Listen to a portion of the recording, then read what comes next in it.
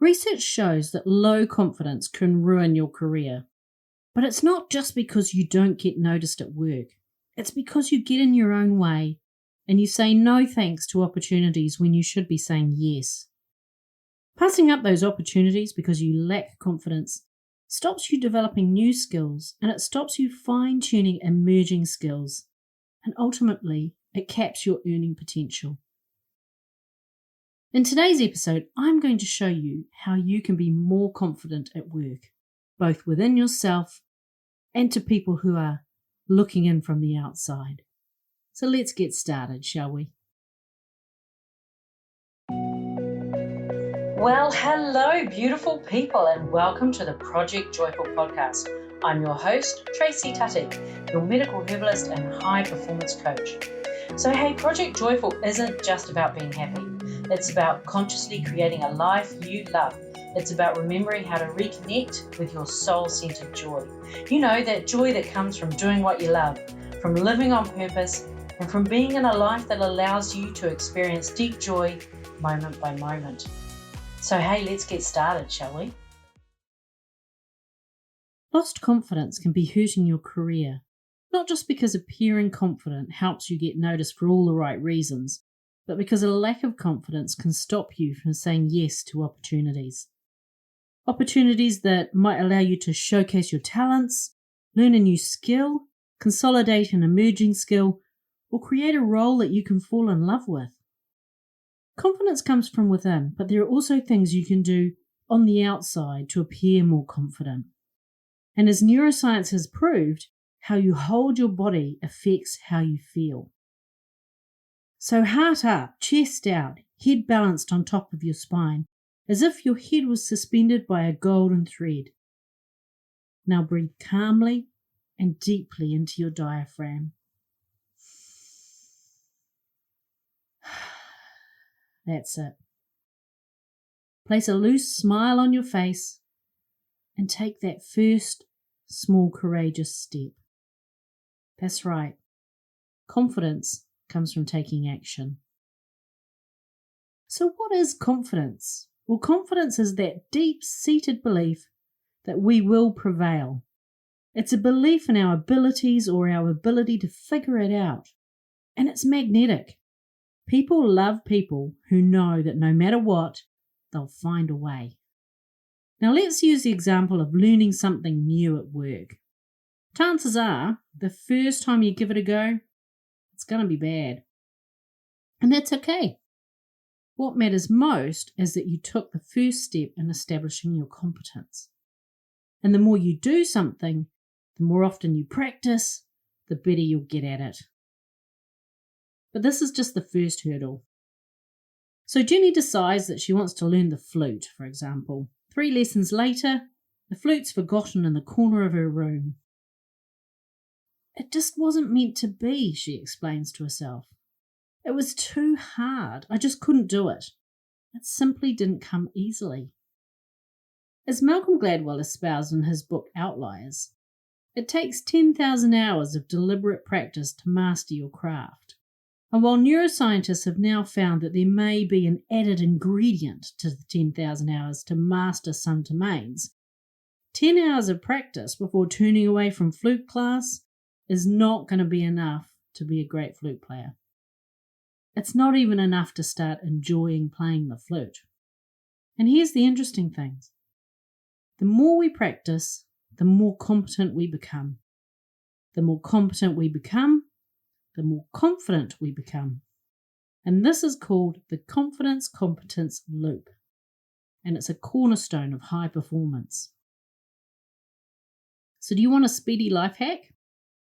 Remember how I said confidence comes from believing deep inside that no matter what, you can figure something out. Well, the good news is that you can take that thinking in your one super competent area and overlay it on a developing area.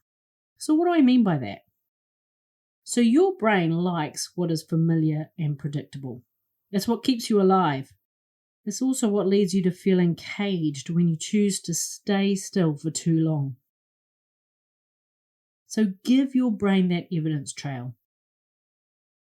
See how I figured that thing out over there? Well, I know figuring things out is my superpower, and that's what I'm going to do over here too. And then you practice. Learn, apply, practice again. Keep going. Knowing that each cycle builds your competence. As you move up the competence hierarchy, your confidence grows. This is the competence-confidence loop.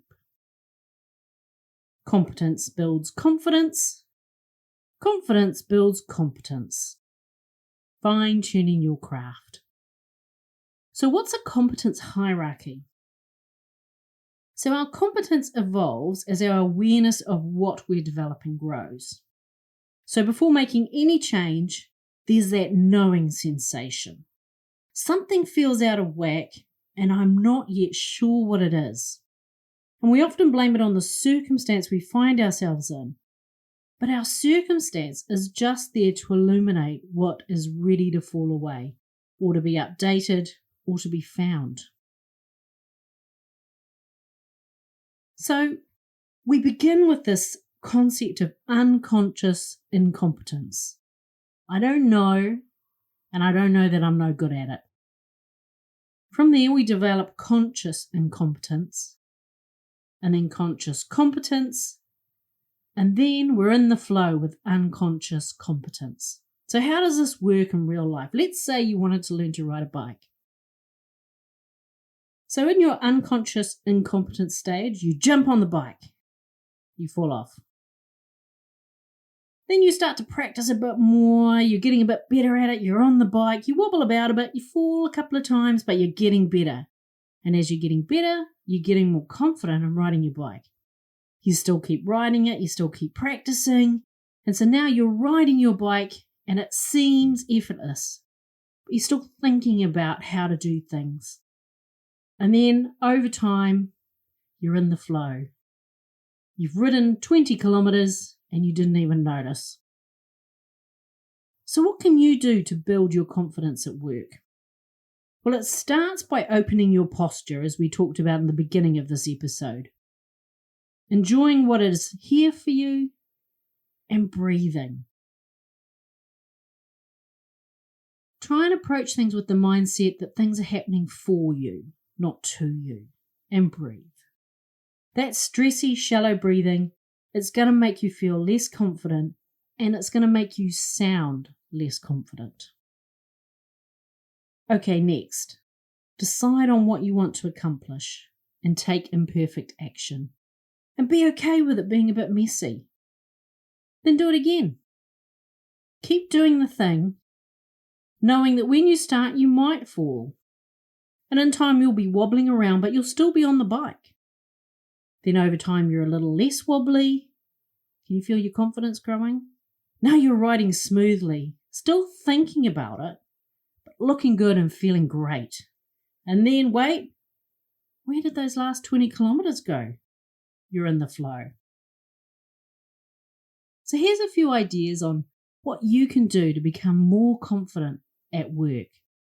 Just start by having a go. Be okay with it being uncomfortable, being a little bit messy.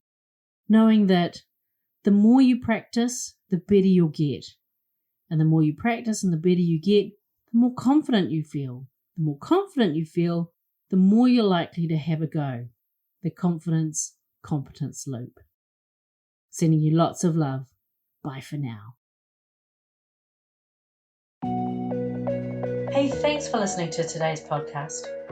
Can I ask you a favour? If our conversation spoke to you today, could you please take a moment to leave a 5-star review? Your review will help people discover this podcast, and together we can create a world where there's even more love and more laughter. And if you want to hear more from the Project Joyful podcast, just click the subscribe button. Bye for now.